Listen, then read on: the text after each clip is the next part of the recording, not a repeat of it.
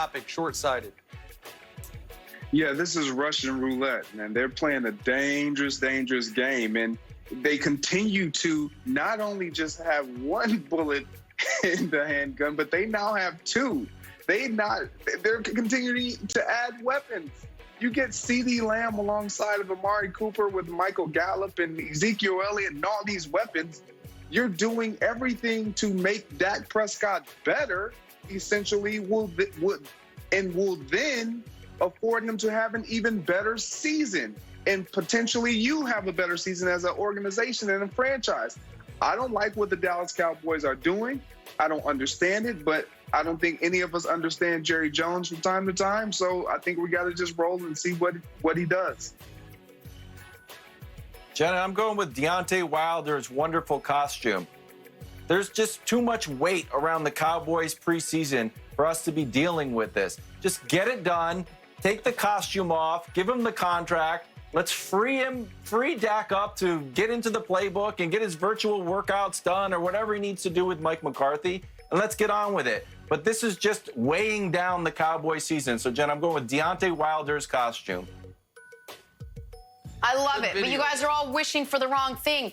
40% of our show in the last year has been why the Cowboys haven't signed Dak Prescott. Let this thing keep going. We have more drama. I love it. On to the Green Bay Packers now, who we learned yesterday were reportedly adamant about trading up to draft quarterback Jordan Love with the 26th overall pick. That despite already having arguably the best quarterback in the league, and Aaron Rodgers. Nick, the Pack being adamant about drafting Love is blank. Hyperopic. So that's the opposite of myopic. Everyone knows the term myopic means you're short-sighted, but what's the opposite? Hyperopic, long-sighted. You see what's way out in front of you really well, but you can't see what's right in front of your face. I think it's the problem Jenna has. It's why she wears the bifocals. They are so focused on not bifocals, years they're called from glasses.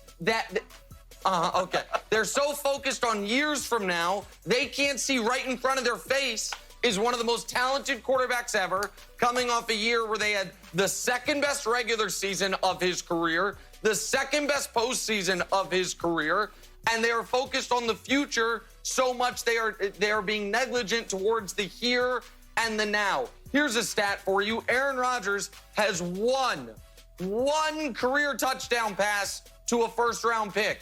It was Mercedes Lewis last year, who was a first-round pick for a different franchise.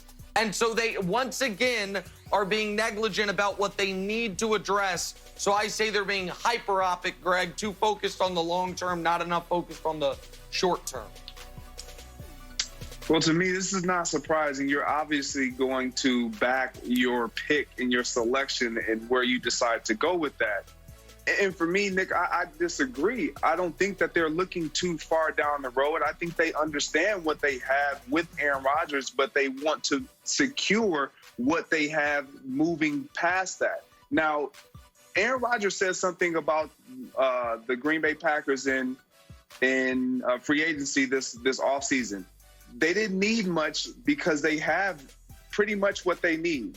I'm paraphrasing, but he understands that we're close. We don't need to add a whole lot. We don't need to do a whole lot. Did they need another weapon? Yeah, we all know that. But also they know executive-wise upstairs that they have a really good team and they want to sustain that success that they have created. And this future starts now for them with a young quarterback that can be in-house with Aaron Rodgers still in his prime. And he's going to be the guy, we all know that can help and assist this young man, Love, with sustaining the success that we've seen Aaron Rodgers take over from Brett Favre. Okay. Jen, I'm going with declassified UFOs. The Navy declassified some UFO footage. And it's like, yeah, thanks for the clarification there, but it still doesn't make a total amount of sense, and I'm still pretty confused by the whole thing. So I'm going declassified UFOs.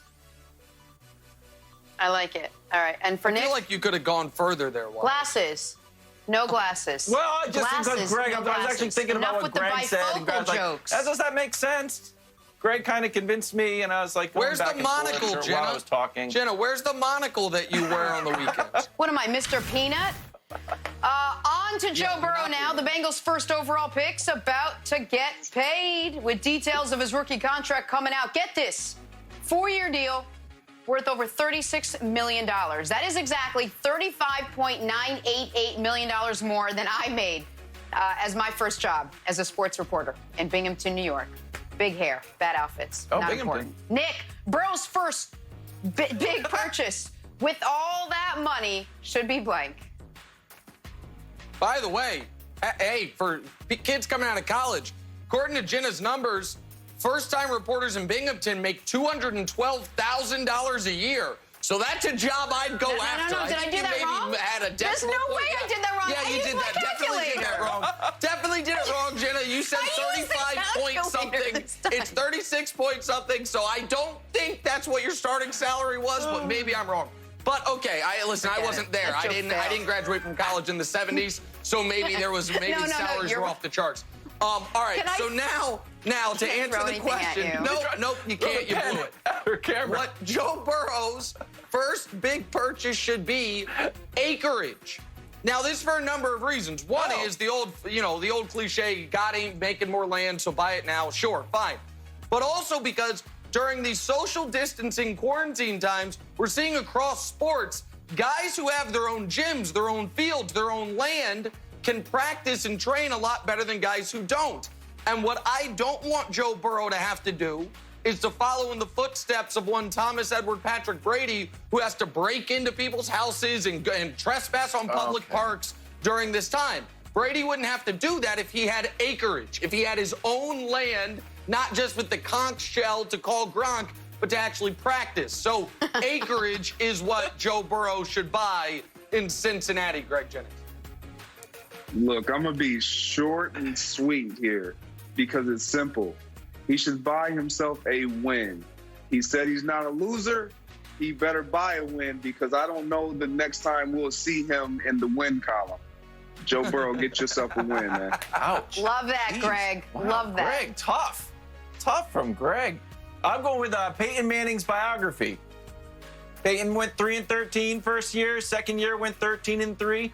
Also had quite a lucrative endorsement career. And we saw that Baker Mayfield had the 4th best-selling jersey. I think Burrow has got such a big personality. He's going to shoot up the ranks and become an endorsement star, too. So I'm going with Peyton Manning's biography. I can see that. I can see all of that. All right, moving on to Tom Brady. The aforementioned Tom Brady. Here we go. So the Bucs' new 42-year-old quarterback is fully embracing his new Tampa Bay surroundings, posting his swaggy, tatted-up look on Instagram. Tampa treating Tampa good so far. Nick, Brady's new alter ego is blank. It's felonious. And unlike yesterday, I'm going to say it's literally felonious, and I'm using literally correctly. Because ever since he's been warm weather Tampa Brady, whatever the hell he's calling himself, what's he done? Well, I already mentioned he trespassed on a public park. He should have a B&E beef coming soon for breaking into that guy's house next to Leftwich. And by the way, speaking of when he was trying to go visit Byron Leftwich, if we want to talk about NFL felonies, I thought players and coaches weren't allowed to have contact with each other right now. So why was Tom Brady trying to visit his offensive coordinator? Is part of the Patriot way he took with him from New England to Tampa cheating and breaking all the rules and daring the NFL to do anything? I mean, I don't know. People are just asking these questions. And I would think Brady, who's already been suspended once for a quarter of a season for rules violations, falls under the repeat offender category. So I do wonder if this ever gets off the ground or if he's got a 16-game beef coming his way for trying to visit with Leftwich before it was allowed. So felonious, Greg, is my answer, with or without the tattoos. I'm not tattoo shaming anybody. Well, there's one Patriot on tattoo shame, but that's a different day. But go ahead. This is Cisco, Unleash the Dragon album cover. Almost over 20 years ago. Like, he went solo. That's a great one. Brady is going solo. He's gone straight Cisco. Look at that.